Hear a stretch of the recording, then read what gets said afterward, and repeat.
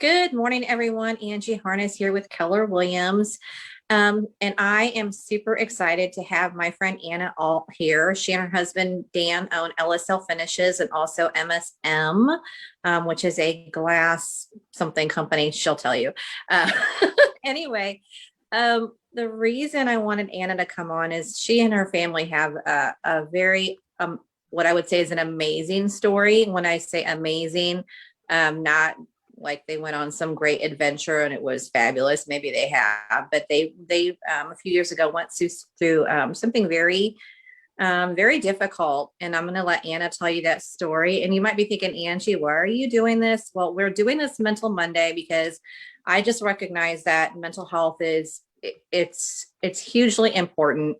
And as I said earlier in my little video earlier, is sometimes we can borrow resilience and inspiration from other people. And I think it can be very helpful if we hear someone else's story of how they went through something, and then maybe we could take something from that and apply it to our own lives. And I just think that's hugely important. So anyway, with no further ado, Anna tell us your story. Morning, Angie. Thanks for having me on. Well, you know me, I can go on for days and days and days. So how do you want me to tell my story?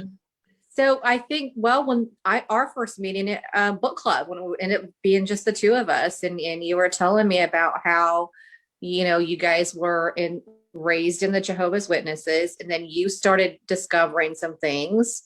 And yeah, just tell us what that was like, and then how you left, and then what happened with your family as a result. Okay, so I will do my little elevator pitch of my life that I used to tell people when I first started networking. I started networking about 3 years ago, and you were one of the first people I met. And we did have a nice little chat, just the two of us over a glass of wine, or two or three, I can't remember. Yeah. So quickly, as quickly as I can, I was born and raised a Jehovah's Witness. My mother was introduced to the Jehovah's Witnesses through family up in Minnesota. And so technically I'm first generation Jehovah's Witness. And then my husband, he too was born a Jehovah's Witness. He was fourth generation Jehovah's Witness. We were raised very differently for a variety of reasons, parenting styles, of course. But in the context of the witnesses, when you're raised by someone who was also raised a Jehovah's Witness, so like Dan's parents were born and raised Jehovah's Witnesses, they really knew no different, and it's just what they did. My mother, being more of a convert, she made that decision as an early 20-something-year-old that she was going to commit her life to being a Jehovah's Witness. So she was a lot more hardcore. I knew from a very early age that this was probably a cult, but I didn't have those words. I just felt uncomfortable. Fast forward to junior year of high school, I learned about different religions and cults in particular. And I remember reading and I thought, well, I'm in a cult. But at that point, I ended up meeting Dan, fell in love with him. And I just thought even though it wasn't perfect, this was the best. And you got to understand, it's all I ever knew. Although I was in public education and I had some family members quite a few family members that were not witnesses, our entire network of people that we hung out with and respected and did things with were Jehovah's Witnesses. So although I didn't ever really truly believe the rhetoric, for the most part, I just went along with it. My husband, he will say he believed it hook, line, and sinker. And I loved him, trusted him, and I wanted to raise a family with him.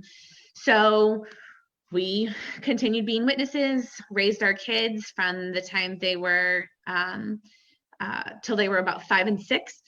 It wasn't until I was getting my daughter ready for kindergarten registration, January of 2014, that in the pit of my stomach, and even talking about it right now, I remember that, like, if I feel that, ugh,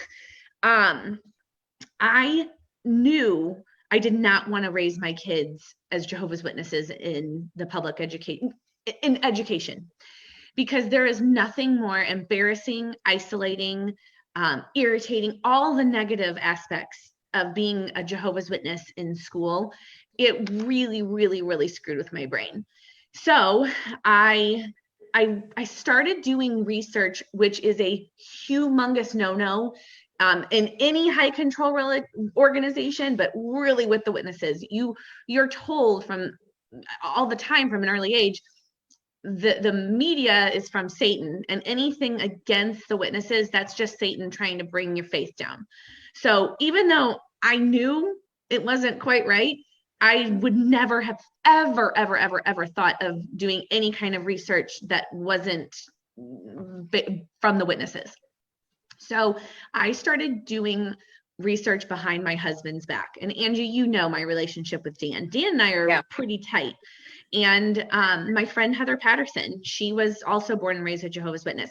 She and I, kind of behind our husbands' backs, we would discuss things that we were learning about the witnesses, things that were distasteful. And one of the first things that I watched was a YouTube channel that the gentleman said, if you love your significant other and he or she truly believe the witnesses, you've got a long game and you need to be very patient. And I have never been a patient person, but for the next 6 months of my life, I would give Dan a little bit of information at a time. And I would say, hey, did you know the witnesses did this?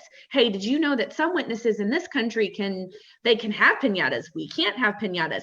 Just kind of pulling back layers. And, multiple times my husband would tell me, you sound like an apostate, which is like the worst thing that you could ever be labeled as a Jehovah's Witness. And so I was very careful. Fast forward to July of 2014. It was the night before a big Jehovah's Witness convention. And I was reading something. I said, Dan, did you know da da da da? And he's like, what are you talking about? And I said, you've asked me not to tell you. And he grabbed the iPad I was looking at. He downloaded this book.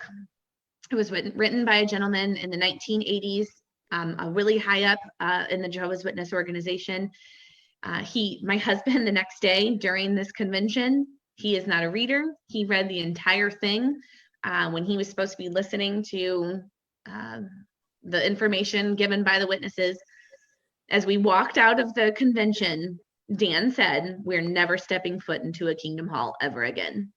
So we went from a family of 4, knocking on doors, talking about the Jehovah's Witnesses, going to 5 meetings a week, being, your typical, perfect little witness family, to quitting cold turkey. And that's a big deal in the witnesses. So for the next 1.5 years of our lives, we were followed. People would come to our house, elders, their wives, random witnesses would show up at our house at all hours of the day, into the evenings, into the night. One time we were at a restaurant with somebody that we weren't supposed to be around. And I look over and some witnesses were taking our picture. People would drive by our house to kind of watch us to see what we were doing. It was crazy. It culminated in, so for that first year, we asked our kids to hide from their grandparents, from their cousins. We were teaching our children what we were doing, the first time we had a Christmas tree, the first time we went and did an Easter egg hunt, we were inadvertently messing our children up even more, because we were telling them what we were doing now was not okay, and don't tell grandma and grandpa about it. Finally, can I interject real quick? Yeah. In that moment, you did it because you were trying to protect them. Thank you. Absolutely. You really were. Yes. I understand in hindsight's always 20/20, but in that moment, that was your way of protecting them. And we needed that little bit at a time. Mm-hmm. October of 2015, I put on a picture of me in Halloween garb, and that's when all of our family stopped talking to us. December of 2015, my kids asked for Christmas lights. We knew what that was going to, we knew what would happen. We put up Christmas lights. The elders came. They wanted to have us come to a judicial committee meeting, which is their court. We went to it after we were announced as no longer Jehovah's Witnesses. That was it. About 6 months later, my mom wrote me a letter saying that she was choosing Jehovah, or the organization, over us. And so fast forward, we do not have a relationship with most, if not, no, all of my family that are witnesses. And a lot of my relationship with my non-Jehovah's Witness family has been severely tainted by my mother and my brothers. We have had a roller coaster of a relationship with Dan's family, but I am happy to say this past year, starting in January of 2020, we have developed a phenomenal, wonderful relationship with Dan's parents. They're still witnesses. We respect them. They respect us. And so that's my Jehovah's Witness real quick story. I've learned things along the way. I think you wanted to talk about resiliency, but I'll let you kind of talk first. Well, I guess going back to deciding to celebrate Christmas, and I'm just thinking how because you had to know that there was going to be repercussions. So how did you work through that? One, because my dad was never a Jehovah's Witness. He allowed us to be raised Jehovah's Witnesses, but so I dabbled in holidays with my non-witness family, and I love the tradition and the beauty and everything related to holidays. So I was like itching, like I really, really, really wanted to do it. I really wanted to bring my kids to do this. I had been thumbed down for so long that I kind of just stopped. It's not that I stopped caring. It was just like, you know what? It's time. It's time for me just to do the things that I know in my heart are okay. And I just had to push through. And I always say that every day is better than the last since leaving the witnesses. I have lost a lot. I miss my mom. I think about her every single day, but my life is so much better without toxicity. And I have developed such a great support system that I can't imagine losing the support system I have now for what I had back then. Yeah. Yeah, that's huge. I think that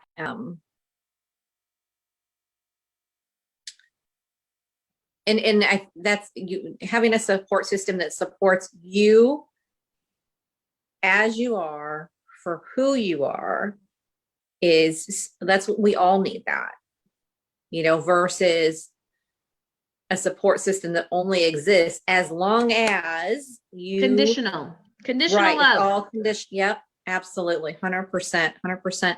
So I think in terms of, that's one of the things, in terms of the lack of relationship with your mom. And I can relate to that a little bit for different reasons.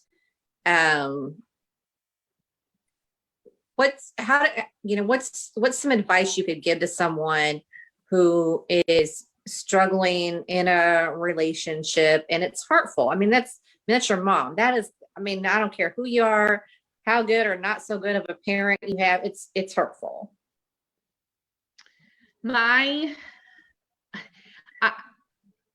It might sound selfish, it might sound egotistical, but I take care of myself first. I believe in, when you are on that airplane, the figurative airplane of life, you have to put on your energy, the oxygen first before you can take care of anyone. And when I became my own best friend, I became a better friend, a better wife, a better mother, a better everything. That doesn't mean I'm perfect by any means, because I have a lot of trauma that has that rears its ugly head. And so does my husband. But any relationship, any organization, any religion, anything that is making you question and not be your best self, I would take a step back. And it's a scary leap to leave everything that you've ever known, or relationship that you've been in for many, many years, or a relationship with a sibling. It is scary, but I am here to tell you, when you're in something that's toxic, you're never going to go anywhere. Right. That you have to rip the Band-Aid off. I don't know. I guess you have. What did LeVar Burton say? Take it from me, or don't take it from me. Read a book or whatever. Don't just take what I'm saying. Live it. Know that you have to do that scary thing, whatever that is, and I bet it'll be better. For sure. I mean, I said it. I did not invent this, but if you're not growing, you're dying. I mean, that's just the truth. If you're not growing, you're slowly dying. And so whatever that is, I think there's a lot of people. So looking back in 2020 COVID, I think for a lot of people, that's the worst thing they've ever experienced in their lives. And that's what made it so hard for a lot of people. Aside from just all the added stress, if you had kids at home and you couldn't go to work. I mean, I don't have young children at home. I can only imagine how hard that would be. You have kids at home, so and of course, depending on where you are in the country, here in St. Charles County, we had a little bit more freedoms than maybe even people on the other side of the river in St. Louis County or in California. So all of those things just caused a lot of issues for people. And you said something really key is being your best self. And I think the key to that is, how do you be your best self in this situation, whatever it is? I mean, you can say, well, I can't be my best self because I've got all this going on. Yes, you can be your best self in that situation. I think that's a question that if we can try to answer that, it's going to help us. When COVID first kind of reared its ugly head in mid-March, end of March of last year, it became abundantly clear to me the amount of people that they haven't had a lot of trauma that they've needed to learn coping skills from, because this was a really big deal for some people. And I had friends with teenagers and early 20-something-year-olds where their kids they were wanting to give up. And a couple of teenagers, early 20-some-odd, I talked to them and I said, listen, this is one of the biggest things for some people that are 40, 50, 60 years old.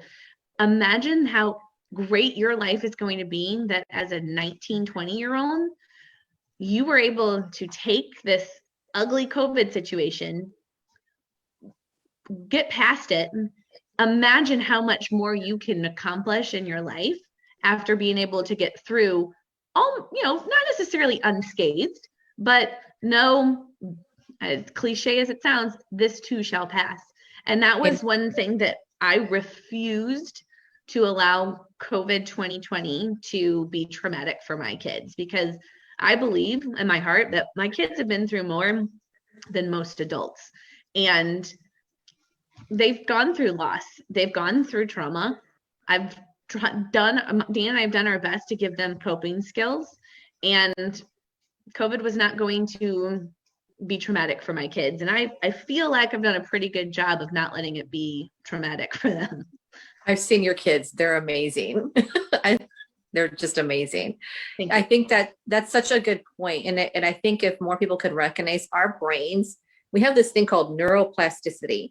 And we actually have the power to rewire our brains, and we can deal with any situation. It doesn't mean it's going to feel good. I mean, things sometimes just feel really horrible and really crappy, and we all have bad moments, bad days, maybe a couple bad weeks. And we can if we allow ourselves to look at things differently, we can really, truly overcome anything. We really, really can.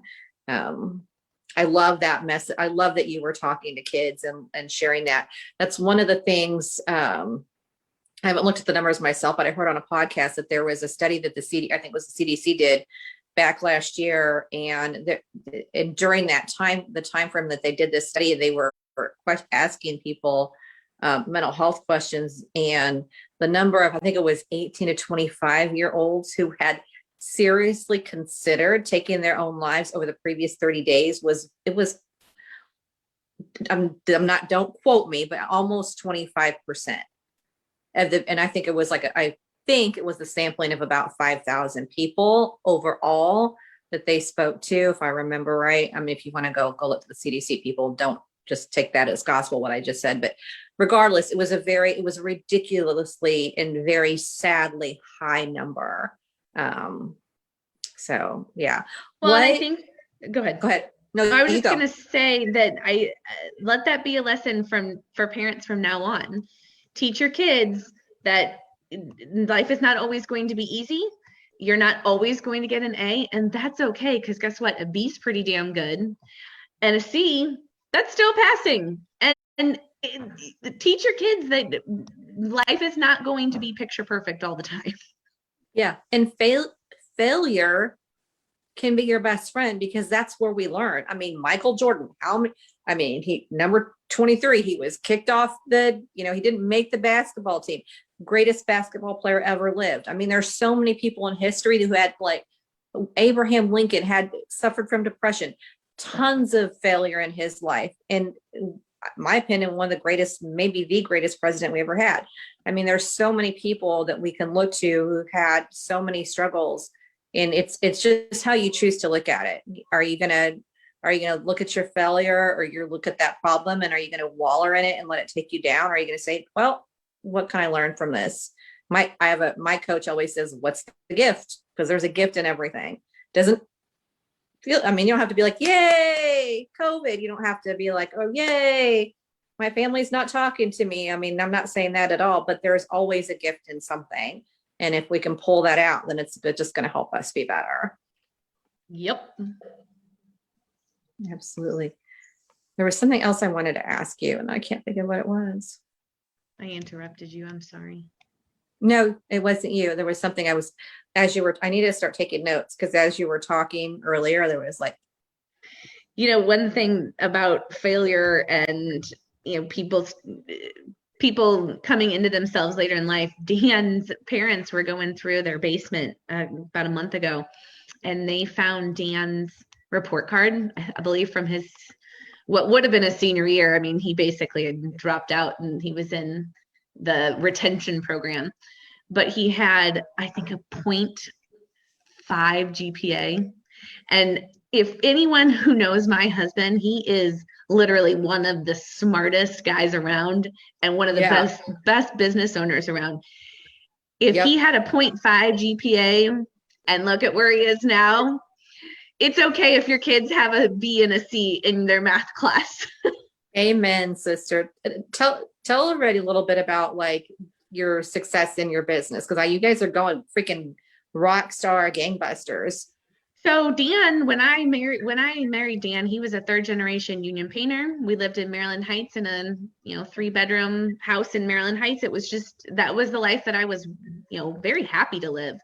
Dan believed, and I didn't know this because he kept it to himself, but he believed that he was destined for more big, great things.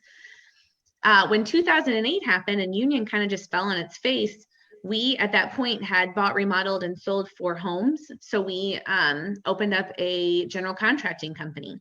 And I always tell people I consider it a success because we paid all of our bills. I was a stay-at-home mom at that time. We did a once a year vacation. We had amassed, tools and trucks and trailers, but we had no business owning a business. Dan knew how to do the physical end of the work. And I was kind of like, oh, I'll be the accountant. I'm not an accountant. I don't know much about the business end of a business. So after 5 years, the work kind of dried up. So we sold that company. He went to work for another company. And that's where Dan learned the business end of business. He had, in 2013, he had never even had an email address. So like he was learning on the job, whereas others, might go to business school. So fast forward, we, excuse me, my nose is running. We opened up LSL Finishes, strictly painting, because he knew that inside and out. Fast forward, we had added the flooring side. And then I say that because, we're so kick-ass at what we do, we started doing general contracting again.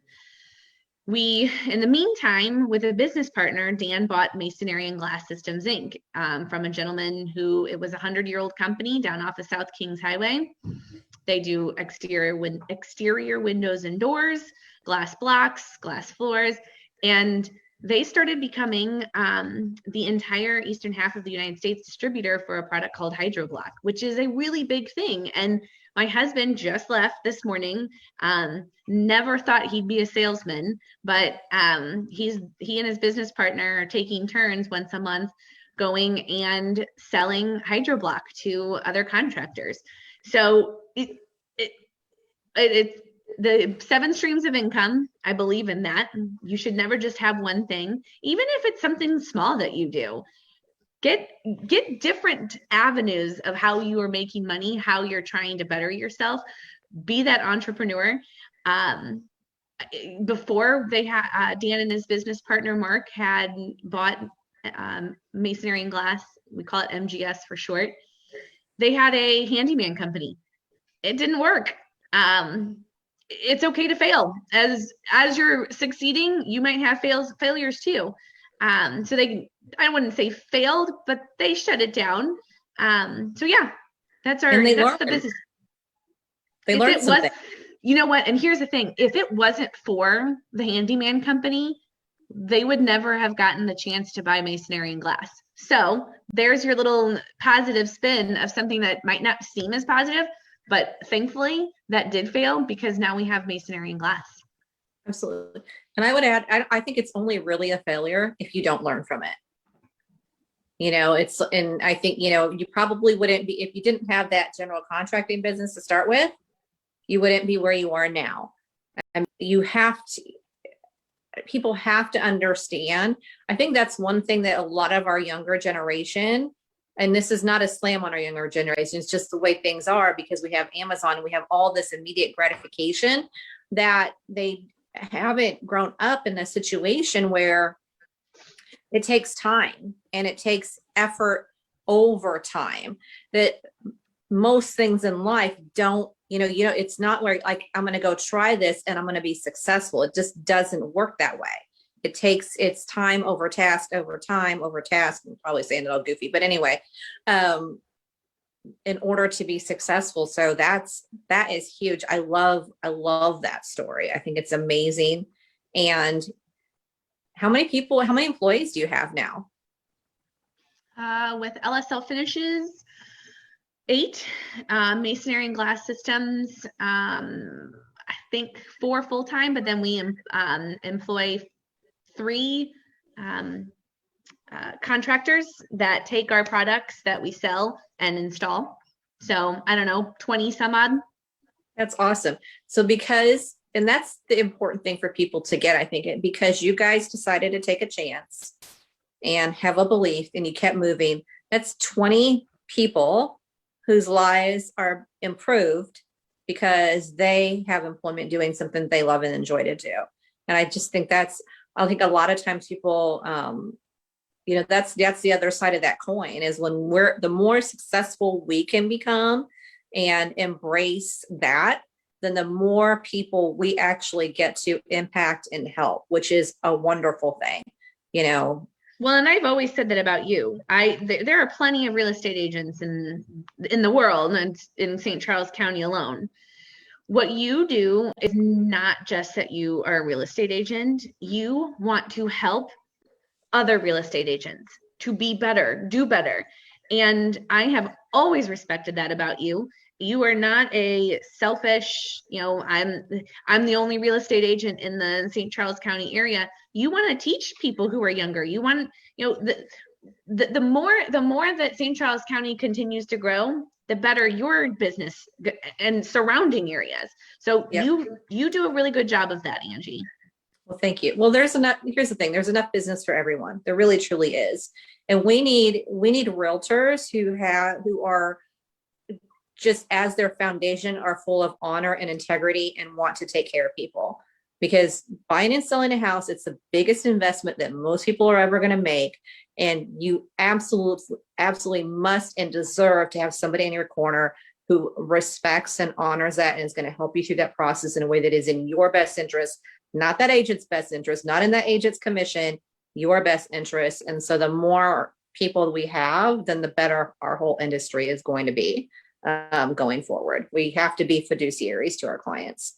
And yeah. Explain what that is. I know what that word means, but I always tell anyone that says that word, you need to explain to the general population. What does that mean? Yeah. So to be a fiduciary, it basically means I have a financial obligation to my clients.